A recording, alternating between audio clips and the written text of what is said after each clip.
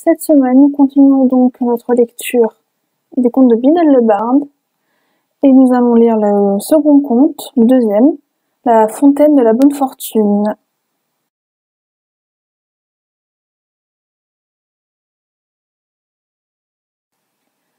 Haut sur une colline, dans un jardin enchanté entouré de grands murs et protégé par de puissants sortilèges, jaillissait la fontaine de la bonne fortune.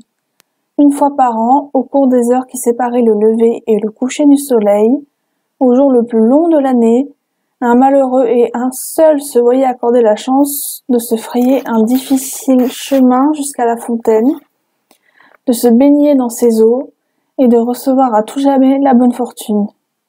Aujourd'hui, des centaines de gens arrivaient de tout le royaume pour atteindre avant l'aube les murs du jardin. Hommes et femmes, riches et pauvres, jeunes et vieux, doués de pouvoirs magiques ou pas, ils se rassemblaient de l'obscurité, chacun espérant être celui ou celle qui parviendrait à pénétrer dans le jardin. 3 sorcières, chacune ployant sous le poids du malheur, se rencontrèrent dans les derniers rangs de la foule et se racontèrent leur détresse, tandis qu'elles attendaient le lever du soleil. La première, qui s'appelait Asha, était affectée d'une maladie qu'aucun guérisseur ne pouvait soulager. Elle espérait que la fontaine chasserait ses symptômes et lui accorderait une vie longue et heureuse. La deuxième, qui s'appelait Alteda, s'était vue voler sa maison, son or et sa baguette magique par un sorcier malfaisant. Elle espérait que la fontaine pourrait mettre un terme à son désarroi et à sa pauvreté. La troisième, qui s'appelait Amata, avait été abandonnée par un homme qu'elle aimait tendrement et elle pensait que son cœur n'en guérirait. Elle espérait que la fontaine apaiserait son chagrin et sa nostalgie. Prenant pitié l'une de l'autre, les 3 femmes tombèrent d'accord, si la chance les favorisait, pour s'unir et essayer d'atteindre la fontaine ensemble. Le premier rayon de soleil fendit le ciel et une brèche s'ouvrit dans le mur. La foule se porta en avant, chacun réclamant à grands cris la bénédiction de la fontaine.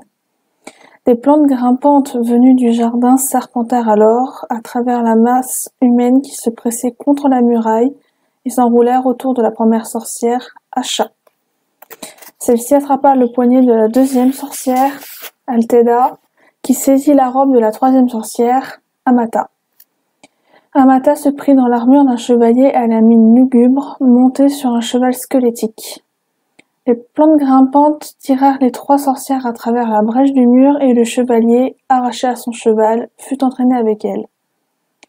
Les cris furieux de la foule déçue s'élevèrent dans l'air matinal, puis se turent lorsque la muraille du jardin se referma. Asha et Alteda étaient en colère contre Amata qui avait accidentellement amené le chevalier avec elle. Une seule personne peut se baigner dans la fontaine. Il sera déjà suffisamment difficile de décider laquelle de nous 3 s'y plongera, sans avoir besoin d'ajouter quelqu'un d'autre. À présent, Sire Sans Chance, ainsi qu'on appelait le chevalier dans le pays qui s'étendait au-delà des murs, comprit qu'il avait affaire à des sorcières et, comme lui-même n'avait aucun pouvoir magique, ni aucune habileté en la matière de tournoi ou de duel à l'épée, ni rien d'autre qui pût distinguer des autres un homme sans magie, il fut convaincu qu'il devait abandonner tout espoir d'arriver à la fontaine avant les 3 femmes. Il déclara donc son intention de se retirer en retournant de l'autre côté du mur.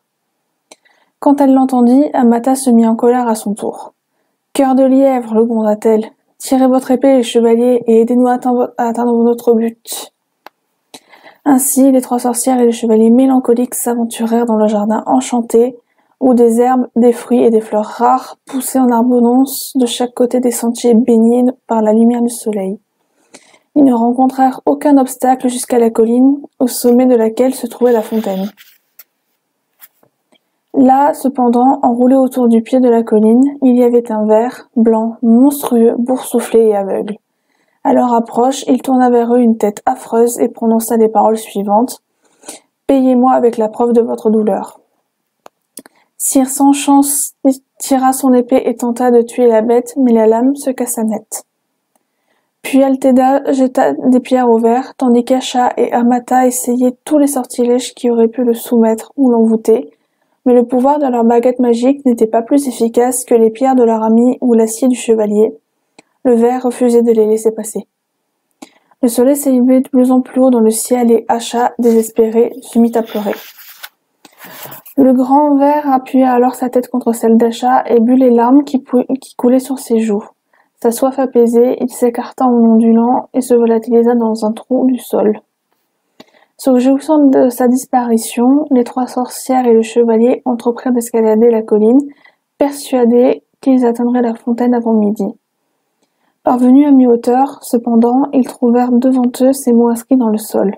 « Payez-moi avec le fruit de votre labeur. » Sire Sans-Chance prit son unique pièce de monnaie et la posa sur le flanc herbeux de la colline, mais elle roula sur la pente et fut perdue. Les 3 sorcières et le chevalier poursuivirent leur escalade. Pourtant, ils eurent beau marcher pendant des heures, ils n'avaient pas avancé d'un pas. Le sommet ne s'était pas rapproché et l'inscription était toujours gravée dans la terre devant eux. Ils étaient tous découragés, tandis que le soleil s'élevait au-dessus de leur tête et commençait à redescendre vers l'horizon lointain. Mais Altheda marchait plus vite et avec plus de force que les autres, et les exhortait à suivre son exemple, bien qu'elle ne parvint toujours pas à monter plus haut sur la colline enchantée. « Courage, mes amis, n'abandonnez pas !» s'écria-t-elle en s'épongeant le front.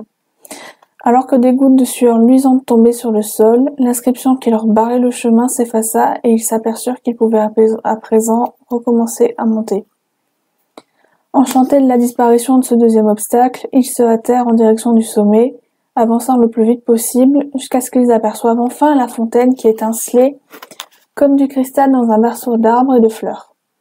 Avant de pouvoir l'atteindre, cependant, ils se retrouvèrent devant un cours d'eau qui coulait tout autour du sommet de la colline, leur interdisant le passage.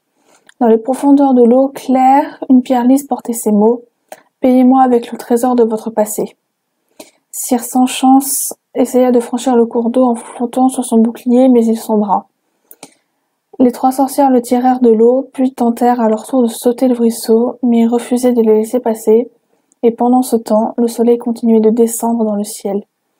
Ils s'interrogèrent alors sur la signification du message inscrit dans la pierre, et ce fut Amata qui le comprit la première. Prenant sa baguette, elle arracha de sa tête tous les souvenirs des moments heureux qu'elle avait passés avec son amoureux disparu, et les laissa tomber dans l'eau vive du courant. Le ruisseau les emporta, et des pierres émergèrent grâce auxquelles les 3 sorcières et le chevalier purent enfin passer et gagner le sommet de la colline. La fontaine scintillait devant eux, nichée parmi les herbes et les fleurs plus rares et plus belles que toutes celles qu'ils avaient vues jusqu'à maintenant. Une couleur de rubis embrasait le ciel et il était temps de choisir qui d'entre eux allait se baigner dans la fontaine. Mais avant qu'ils n'aient pu se décider, la frêle Acha tomba sur le sol. Épuisée par tant d'efforts pour parvenir au sommet, elle était proche de la mort. Ses 3 amis auraient pu la porter jusqu'à la fontaine, mais Acha éprouvait une douleur mortelle et elle les supplia de ne pas la toucher. Altheda se hâta de cueillir toutes ces herbes dont les vertus lui semblaient prometteuses, les mélangea dans la gourde d'eau de Sire Sans-Chance et versa la potion ainsi obtenue dans la bouche d'Acha. Aussitôt, Acha put se relever. Mieux encore, tous les symptômes de sa redoutable maladie avaient disparu. « Je suis guérie !» s'écria-t-elle. « Je n'ai pas besoin de la fontaine. Que ce soit Altheda qui s'y baigne. » Mais Altheda était occupée à recueillir d'autres herbes dans son tablier. « Si j'arrive à guérir cette maladie, je gagnerai des tas d'or. Que ce soit Amata qui se baigne. » Sire Sans-Chance s'inclina et fit signe à Amata de s'avancer vers la fontaine, mais elle refusa d'un hochement de tête.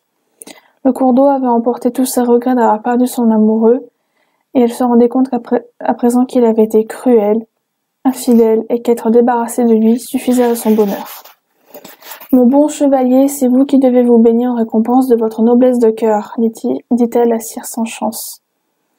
Alors le chevalier s'avança dans un bruit d'armure, sous les derniers rayons du soleil couchant, et se baigna dans la fontaine de la bonne fortune, stupéfait d'avoir été choisi parmi des centaines d'autres, et étourdi par cette incroyable chance. Tandis que le soleil tombait au-dessus de l'horizon, Sire Sans-Chance émergea de l'eau, auréolé par la gloire de son triomphe, et, dans son armure rouillée, il se jeta aux pieds d'Amata, qui était la femme la plus belle et la plus aimable qu'il ait eût jamais contemplée.